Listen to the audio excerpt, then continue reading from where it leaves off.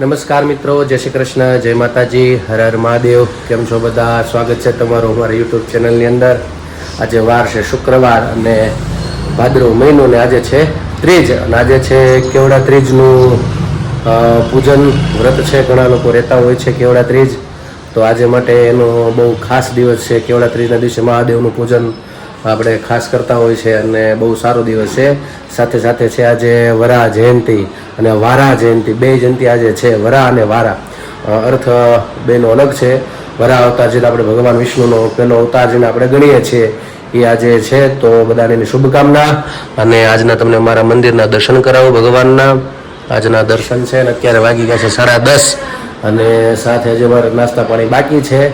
કારણ કે અઢી ત્રણે તો શું કહેવાય એડિટિંગ પટ્યું હતું, સૂઈ ગયા હતા, પણ સવારમાં પાછું અપલોડિંગ થતાં વાર લાગતું હતું એટલે મારે 1-1.5-2 કલાક એમાં મથવું પડ્યું. એટલે થોડુંક મોડું પૂજા પાઠ ને બધું થયું, કારણ કે સવારમાં અપલોડિંગ થતાં બહુ વાર લાગ્યું હતું. 7 વાગ્યાનો હું પાછું ઉઠીને તરત પાછું એમાં લાગી ગયો હતો અપલોડિંગમાં યુટ્યુબમાં, પણ સમય થોડોક વધારે લીધો એટલે મોડું થઈ ગયું. અહીંયા બેન જો અમારે ઉઠી ગયા છે અને અત્યારે નાસ્તા પાણી હાલે છે. જે ઉઠીને સીધા ખવડાવવાનું ભાત ને એવું ચાલે છે. આજ તો હું જય શ્રી કૃષ્ણ, જય શ્રી કૃષ્ણ બેન. હા, એટલે આજે સ્કૂલે જવાનું છે, કાલે પાછી રજા છે, એટલે 2 દિવસની પાછી રજા આવે છે ને એવું બધું છે. તો ચાલો આગળ નાસ્તો બનાવશે. હવે નાસ્તામાં શું છે એ ખ્યાલ નથી. બા જય શ્રી કૃષ્ણ. બાને વહેલું ઉઠાઈ ગયું છે એટલે એની નિંદર ચડી છે હવે. હા હા, એટલે વહેલું પતી એટલે જ ને. હા, હું કે કાંઈ ખવાનું કોઈ છે નહીં. હિતુભાઈ 2-3 રાઉન્ડ મારીને વીએ ગયા આજે ત્રીજના દિવસે છે. કેવું છે?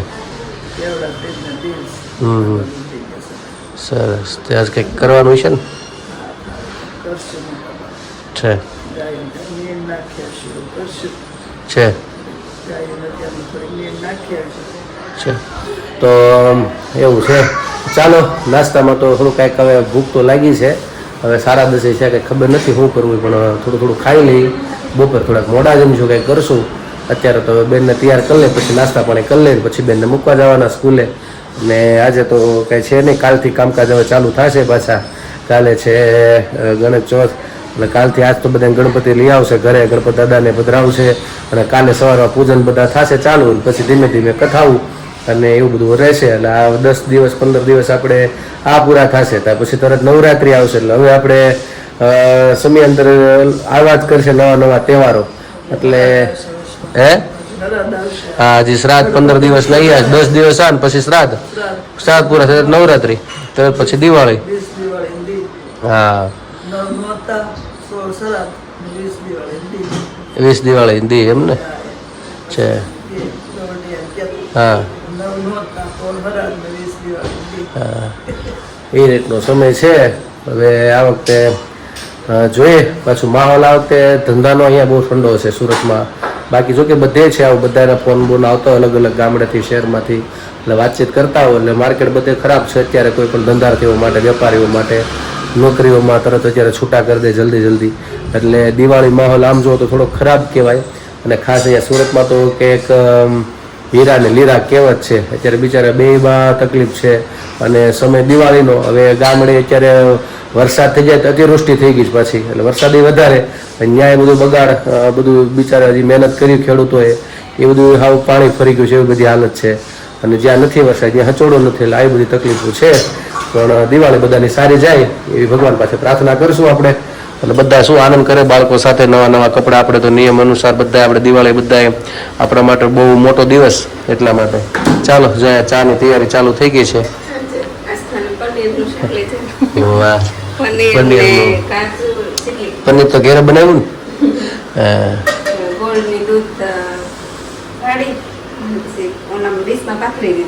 એવું છે હે ને?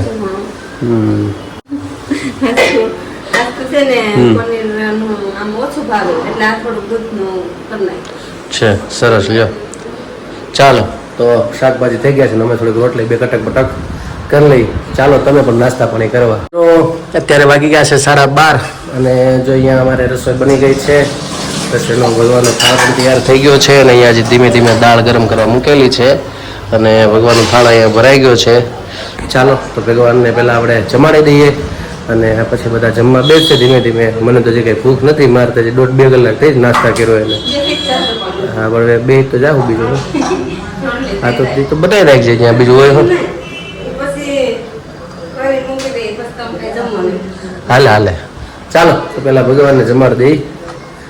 ભગવાન જમવા બતાવો. જો આજ તો મૂળો છે, દાળ ભાત શાક, તુરિયાનું શાક, રોટલી. તમને એટલે જમવાનું આજ ભૂખ નથી. મારી ભૂખ તુરિયાનું શાક જોઈને મરી ગઈ છે. ચાલો જમાડી દીધા ભગવાનને. બે જાવ જમવા. હા હા હા ચાલો તો બેસી જાય જમવા બધા. મિત્રો અત્યારે વાગી ગયા છે 6:30 અને અમે લોકો જો બધા પાર્કિંગમાં છીએ અને અત્યારે જો કામકાજમાં તો ગણપતિ દાદાની તૈયારી ચાલુ છે. અહીંયા હજી બધું કરતા જાય છે અને આવા બધા હાર ને એવું લઈ આવ્યા છે અને હજી જો બાંધવું આવડવા હજી આ ઉપર બાંધ્યું છે.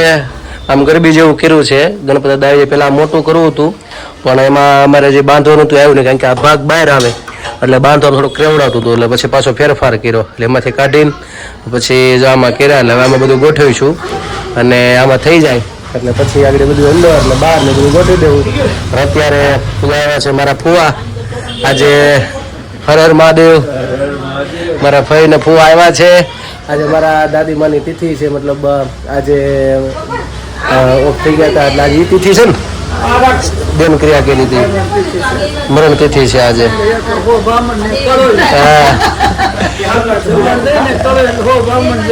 હા એટલે એવું છે. બપોરે આમ મરણ તિથિ હતી એટલે બપોરે ગોઠવું નિરાતે સાંજે નક્કી કર્યું બધું. એટલે હવે એવું છે બધું.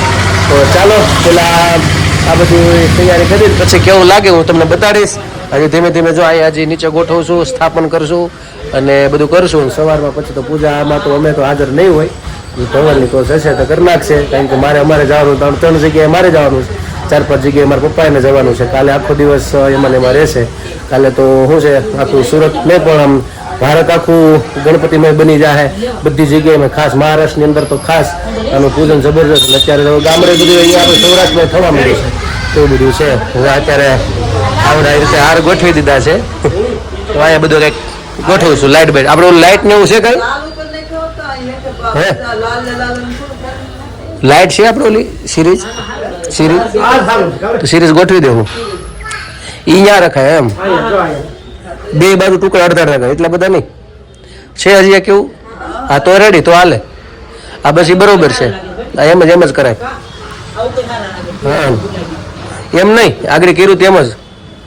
હા અડધી હેઠે સુધી જાવજો જામ અને હેઠે સુધી જાવજો થઈ દડાડજો અહીંયા.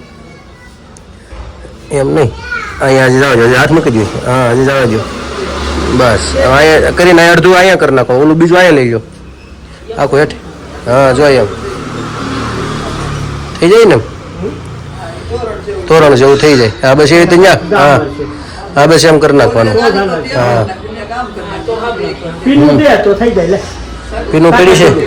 ચાલો તો પેલા તૈયારી કરી લઈ પછી આગળ ગણપતિ દાદા આવી ગયા છે એટલે બતાવું તમને દર્શન કરાવું પાછા. મિત્રો અત્યારે વાગી ગયા છે 7:45 અને જો હેઠે તો ઘણું ખરું તૈયારી થઈ ગઈ છે. હવે તો કાલે સીધા બેસાડશું ગણપતિ મહારાજને પૂજા કરીને. ત્યારે તમને દેખાડશે બધું. ગણપતિ દાદા તો આવી ગયા છે એટલે બધું કાલે પૂજા ને બધું કરશું. ને આ બાજુ જો તૈયારી ચાલુ છે ભજીયા બનાવવાની, મેથીના ને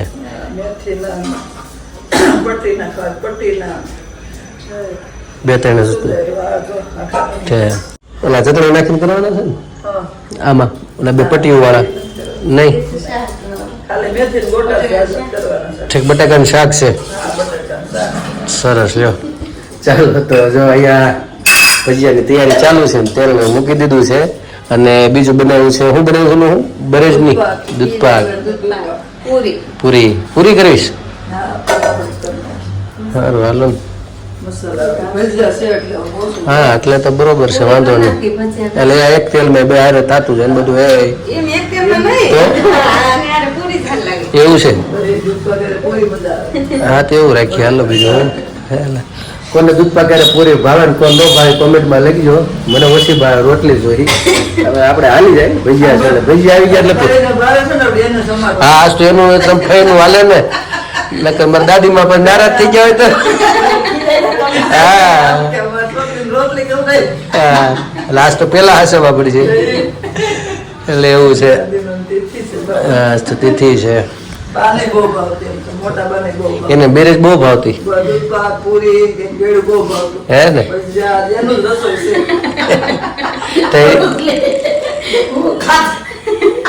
ઓકે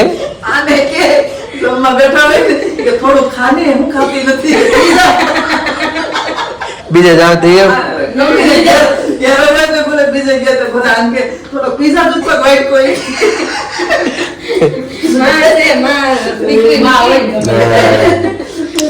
પણ અત્યારે કાનુડો તમે રોજ દર્શન કરો છો ને અહીંયા અમારા પપ્પા રોજ સવારમાં પૂજા કરે છે તમને હું કાનુડોના દર્શન કરાવું છું. આજે નાનો કાનુડો છે ને એની એવી પૂજા કરતા એટલે આમ તમે સમજો ને કે આમ કાનાના પ્રેમમાં કેમ માણસ પાગલ થઈ જાય રાધાજી એ રીતનું જીવન.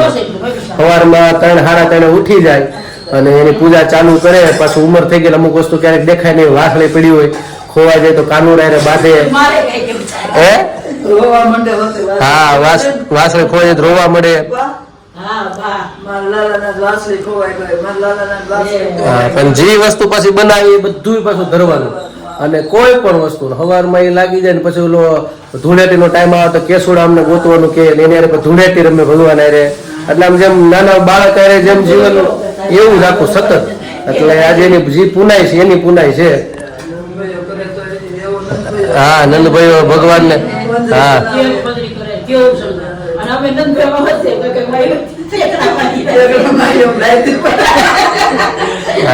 બનાવેલ આખું હા પછી હુડાવે ને એમ ઘોડિયામાં હુડાવાનું એનું આખું રાત્રે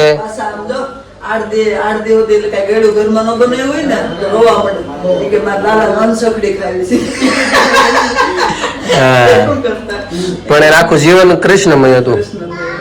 હા રોવા મળતા સવારમાં વહેલો બ્રહ્મ મુહૂર્તમાં એનો જીવ ગયો હતો 3:45 કા અને કાંઈ નહીં પડખું ફરીને મારા બા સુતા હતા બાજુમાં. સાંજે થોડીક તબિયત આમથી આમ થઈ ને તો મારા બા સુતા હતા નીચે અને નીચે આવીને બાજુમાં પડખું ફરીને સુઈ ગયા. એટલે મારા બા સવાર ઉઠ્યા તેને એમ કે સુતા છે ઉઠાડવા ગયા તો જીવ નીકળી ગયો હતો.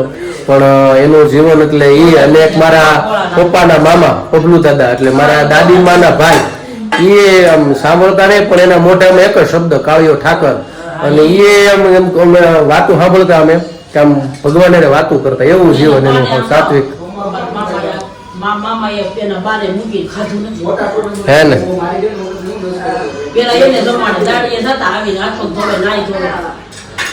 હે ને પબલુ દાદા ને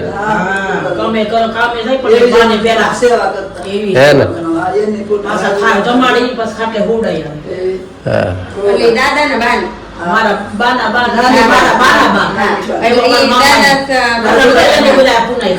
તો રાજુ કાકા છે ને એના દાદી માં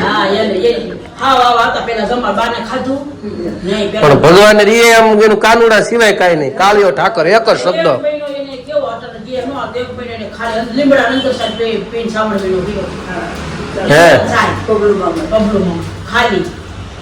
મારા દાદીમાના જે ભાઈ છે એને કથા કોઈ દી નથી પડી કથા નહીં.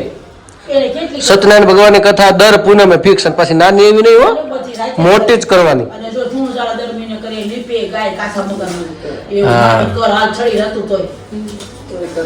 એટલે આખું